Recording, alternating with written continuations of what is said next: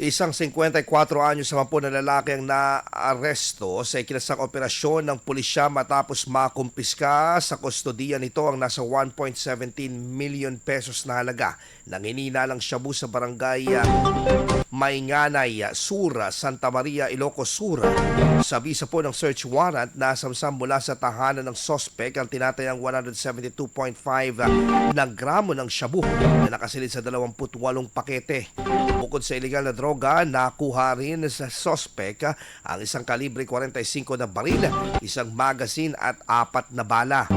Ang sospek ay kasalukuyang nasa kustodiya na ng Santa Maria Police Station at inihaanda na ang mga kaso laban dito tulad ng paglabag sa Republic Act No. 9165 o Comprehensive Dangerous Drugs Act of 2002 at Republic Act 10591 o Illegal Possession of Firearms and Ammunition.